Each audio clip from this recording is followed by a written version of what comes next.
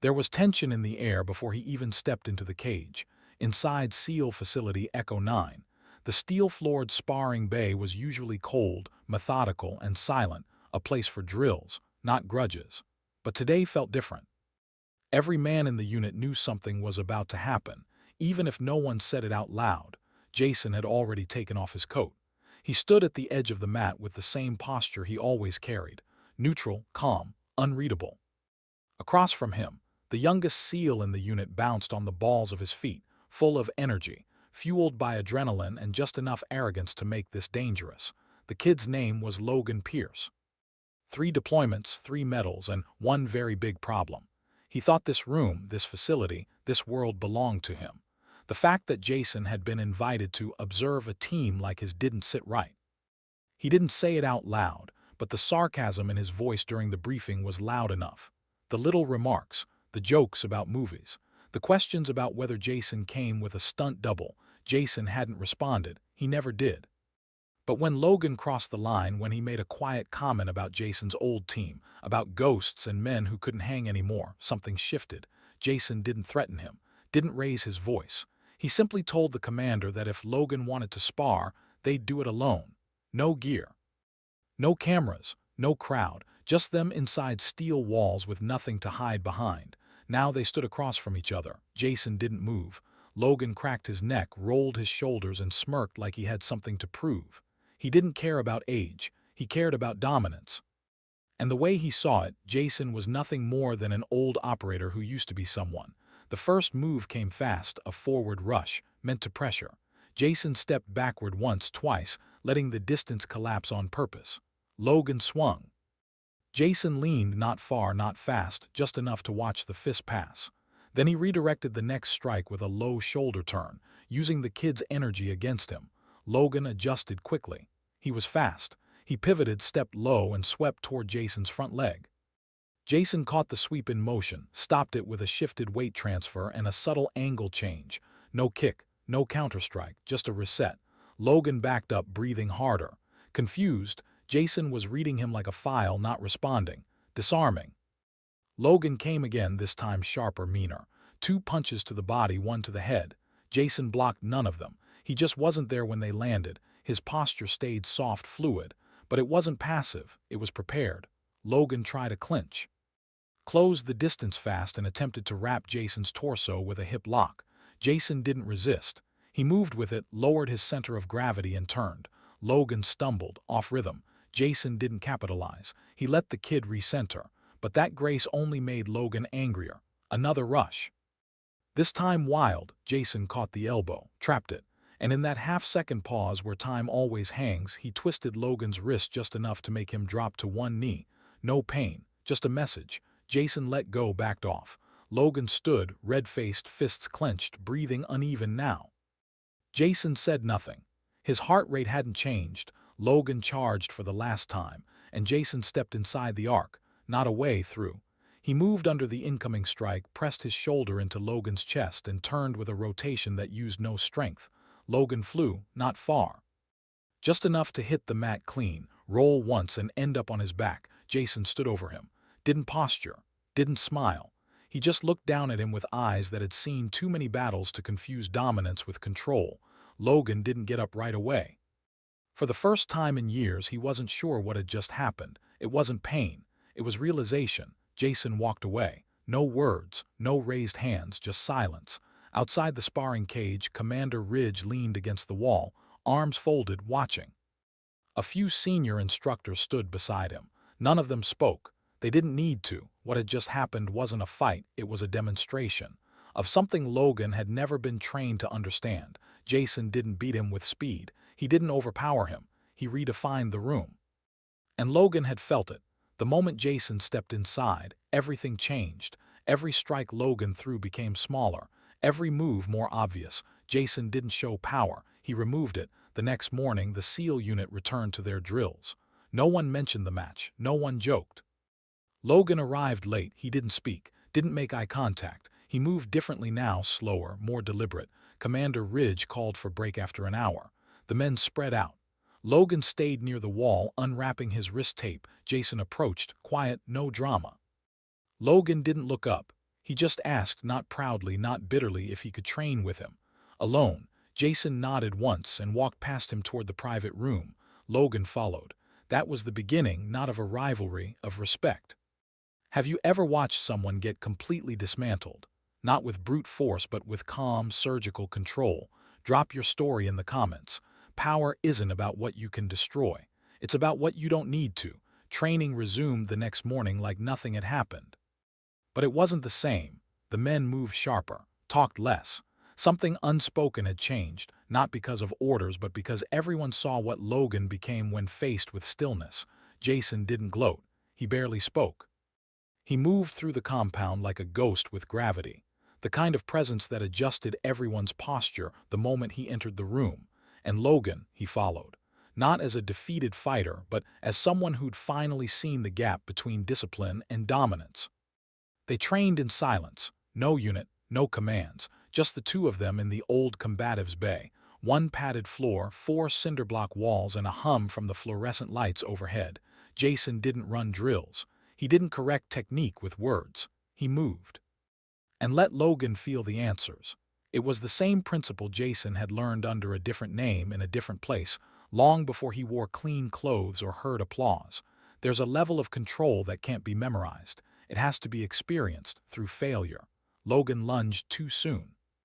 Jason didn't block. He flowed around the angle, tapped Logan's shoulder, and kept moving. Logan tried to anticipate. Jason paused just long enough to let Logan miss his own assumption. Then one morning, Jason stopped mid-drill and said, flat quiet, that if Logan didn't start learning from stillness, he'd never last longer than 2 moves against someone who had. Not because of lack of skill, because ego always moves first. Outside the mat room, the rest of the unit noticed the change. Logan no longer arrived with his shoulders puffed up. He asked fewer questions, but the ones he did ask were precise. He started winning sparring rounds not with knockout blows, but with timing, with restraint. One of the guys joked that Logan was moving like a monk now. Another said, under his breath, he's moving like Statham. That night, Jason and Commander Ridge sat in the empty war room. Nothing high level, just 2 men who'd seen too much, drinking bitter black coffee from old steel mugs. Ridge asked what Jason saw in Logan. Jason didn't answer immediately. He stared out the window toward the North Range, said it was like watching a fuse that hadn't found its charge yet, all power, no purpose. Ridge chuckled, said that described half the new generation. Jason shook his head. Said Logan was different, said most men only see the floor when they hit it. Logan saw it and asked who laid the brick. The next morning, Jason set out early, didn't go to the gym, didn't report to the command office. Instead, he walked the ridge behind the facility, the one used for solo tracking runs. Logan followed at a distance, didn't ask why, didn't try to lead, just watched. Jason stopped at the edge of a rock shelf and sat, no words. Logan sat beside him. They watched the wind sweep dust across the basin below. Jason said the hardest fight he ever won was the one where he had to hold back, because the man across from him was already broken. Logan didn't respond. He just nodded, because he understood now. Later that week, an outsider came through. A loud civilian contractor brought in for temporary CQB instruction. Ex-military. Talked too much. Walked too wide. During lunch, he barked orders at one of the junior SEALs, tried to embarrass him over a sloppy hand position during a drill. Logan watched it unfold, didn't rush in, didn't square up. He simply walked over, stepped between them, and told the man he had 2 options, correct with respect or pack his things. The man tried to puff up. Logan didn't blink, didn't touch him, didn't raise his voice. But something in his posture, the stillness in his shoulders, made the man step back. Logan didn't thank Jason afterward. He didn't have to, because the lesson had landed. Jason waited until the last day. No buildup. No mention of what was coming. He spent the morning moving alone, light stretches in the wind, movements like breath through shadow. Most of the unit had gone out for live drills. Only a few men remained behind, rotating through recovery sessions and guard shifts. Logan stayed back too, not by order, by instinct. He knew Jason hadn't left the real lesson yet. Not the one that lives in movement, but the one that changes your spine when you remember it later. Jason approached him near the supply hall. He said they were heading out off facility. Just them. No further detail. Logan didn't ask for any. He geared up quietly and followed. They drove in silence, 50 minutes west, empty roads, dust rolling across asphalt like smoke. Eventually, Jason turned down a narrow trail. No markers, no fences, just a valley scorched by sun and silence. They reached a clearing, a flat stretch of sand and dried clay, ringed by jagged rocks. Jason cut the engine, got out, stood still. Logan followed, confused but alert. He noticed small things immediately: the wind pattern, the echo of his boots on the ground, the way Jason didn't stretch or prep like before. There were no mats, no gear, no gloves. Jason finally spoke. He said this was where it happened. The last real fight, not in a ring, not with rules. With a man who wasn't supposed to be alive. Logan didn't interrupt. Jason described it slowly. He'd been sent in alone. Target was known to be wounded. The mission was extract and confirm. But when he reached the site, the man was waiting, bleeding, cornered, delirious, but ready. Jason was supposed to end it clean. Instead, the man dropped his weapon and charged barehanded. Jason disarmed him 3 times. The man kept coming. He realized mid-movement that this wasn't about survival. It was about pride. The man couldn't live. But he also refused to die without making someone pay. Jason finally dropped him. One clean shot didn't kill him, just collapsed him. He sat beside the man for an hour until backup arrived. Didn't say a word. The man never spoke either. They both just breathed in the dust. Jason turned to Logan, said the point wasn't what happened that day. It was what didn't happen after. Jason wasn't congratulated. He wasn't promoted. The file was buried. The incident was classified. No one ever spoke about it again. But Jason, he remembered everything. Because it was the first time he felt what real control cost. He said there's a kind of strength that leaves no mark, no scars, just stillness. And once you feel it, every loud man starts looking like a child in armor. Logan stood there still. Then asked the one question that had been living in his spine since their first fight. He asked what Jason saw when they fought. Jason paused, said he saw too much power without a purpose. He said Logan didn't move like a man. He moved like a weapon left unattended. But now there was breath behind his choices. Now there was stillness in his shoulders. Jason said he wasn't done learning, but he'd stopped performing. And that's when growth starts. They didn't spar that day. Jason didn't throw a single strike.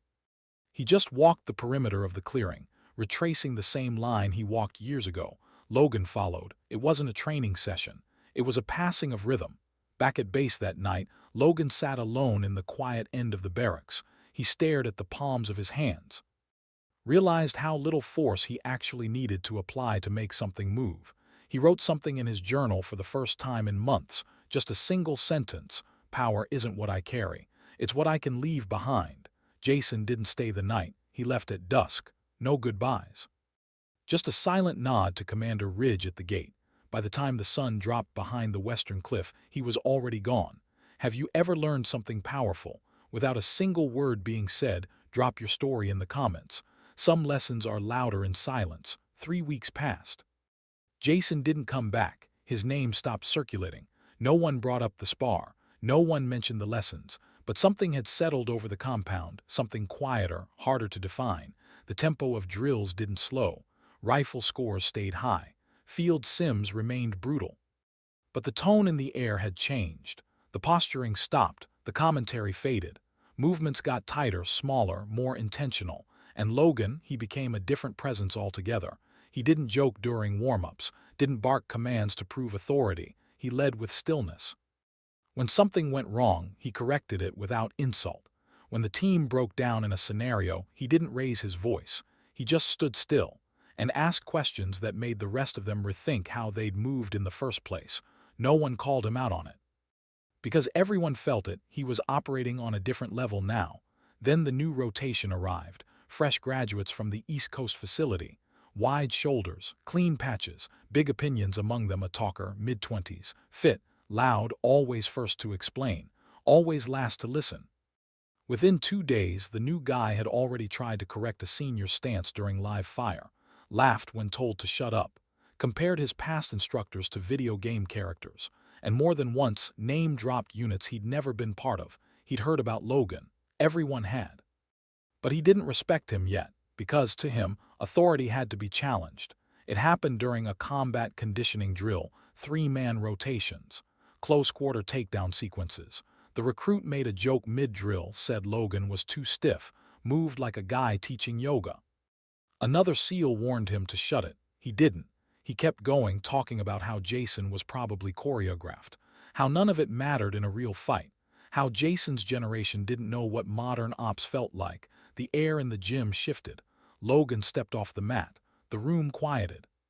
He didn't raise his voice, didn't demand a match. He just told the recruit to follow him into the private bay. No one followed, because they knew what was about to happen wasn't about fighting. It was about resetting posture through silence. Logan didn't gear up. He removed his jacket, walked to the center of the bay and stood still. The recruit smiled, said he'd been waiting for this. But Logan didn't respond, didn't circle, didn't posture. He let the kid move first, and he did too fast, too loose. 2 strikes missed completely. Logan didn't flinch, didn't blink. He stepped once, angled in, and tapped the recruit's elbow mid-strike, just enough to throw him off balance. The kid recovered, swung again. Logan moved through the arc, redirected it, and turned his back to the strike without fear, trusting the spacing, trusting the silence. The kid lost rhythm again. Now breathing harder, confused, Logan finally stepped forward and stopped, one hand on the kid's shoulder. No pain, no takedown, just presence. And that was enough, because the recruit didn't move. He stood there, heart racing, fully aware that nothing had landed and nothing ever would. After a long pause, Logan said one sentence. He told the kid that strength isn't what you force, it's what you can choose not to show. The next day, the recruit didn't speak during drills. Didn't offer corrections, didn't challenge anyone. He just trained, hard, silent. And during lunch, when someone asked what happened in the cage, he only said, he didn't lose the fight. He lost the room the second Logan stopped moving. That evening, Logan stood alone in the weight bay. Commander Ridge approached, slow and quiet. He didn't ask what happened. He just asked one question. He asked whether Jason would have done the same thing. Logan nodded, then said Jason already had. Back in the barracks, Logan pulled out the same journal he'd written in 3 weeks earlier. He added one more line beneath the last. It's not about control over others. It's about not needing it anymore. Have you ever witnessed someone pass down discipline? Not with force, but with presence. Tell us your story in the comments. Sometimes the real power doesn't come from the teacher, but from the one who finally gets it. The envelope was plain. No insignia, no sender, no stamp. It appeared on Logan's bunk like a ghost had placed it. No one claimed to have delivered it. No one saw who left it. But the moment Logan picked it up, he already knew who it was from. Inside, a single sheet of thick parchment paper. No paragraphs, just 2 sentences. Clean, exact handwriting. You don't owe them control. You owe them clarity. JS. That was it. But the weight of those words hit harder than any punch he'd ever taken. Because Jason wasn't checking in. He was handing something off. Logan folded the paper and placed it inside his journal, pressed flat behind the last line he'd written. It didn't need a reply. Because it wasn't a message, it was a reminder. The lessons were his now. What he did with them, that was up to him. The next week, Logan was called into a joint training scenario, high-intensity stress drills, simulated field op in open terrain, 2 fire teams, 1 extraction point. The objective wasn't just about winning, it was about leading under pressure. Logan was made team lead for Bravo, opposite him. An older SEAL with more time but less trust. The instructors watched closely. The commanders evaluated silently. And as the first simulated gunfire echoed across the valley, Logan didn't shout orders. He just stood still for 2 full seconds, long enough to read the terrain, the wind, the structure of the moment. Then he moved with calm, surgical clarity. His team moved tighter than it ever had. Not faster, just sharper. At every turn, Logan's decisions weren't aggressive, they were inevitable. He let the environment do half the work. Let the other team reveal themselves. He gave his team no commands they didn't need. He never once corrected them mid-movement.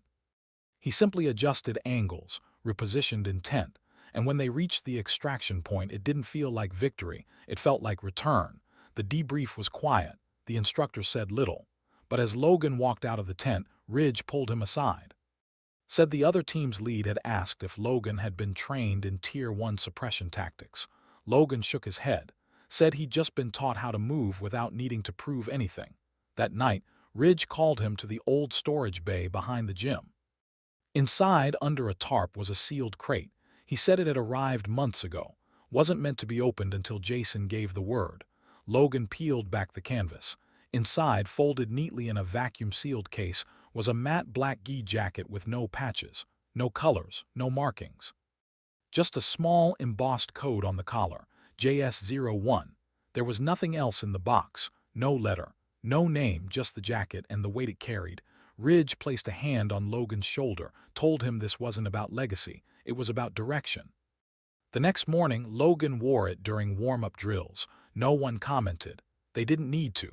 Everyone in the room had seen what had changed. Not the gear, not the pace, not the methods. The man. Logan no longer walked like a soldier waiting to prove he belonged. He walked like someone who already knew where he was standing. 1 month later, a civilian walked into the facility during a rare public access demo. Not a journalist, not a recruit, just a father, carrying the ashes of a SEAL son who died during a blackout mission 2 years earlier. He said the only person his son ever spoke about with respect was a man named Jason. Said he was told to deliver his remains to where strength still meant something. Ridge looked to Logan. Logan didn't hesitate. He took the urn. Brought it to the same clearing where Jason once walked the perimeter in silence. He said nothing. He just stood still. Let the wind do the rest. Later, back at his bunk, Logan wrote one last line in the back of the journal. He taught me that silence isn't the absence of power. It's where power waits to be asked. Then he closed the book and got ready for the next drill. Final scene. Outside the west gate, under a steel-gray sky, a new group of recruits stood in a loose formation, watching a man move alone in the open range. One asked who the guy was, the one wearing the plain black coat, walking slow but holding the entire space like he'd designed it. The answer came from a senior team member standing nearby. He said that man used to think control came from muscle. Then someone showed him how real power walks in quietly and never needs to fight to win. Have you ever watched someone change their entire life, not by force, but because they were handed the truth at the right moment? Drop your story in the comments. The quietest lessons often build the strongest foundations.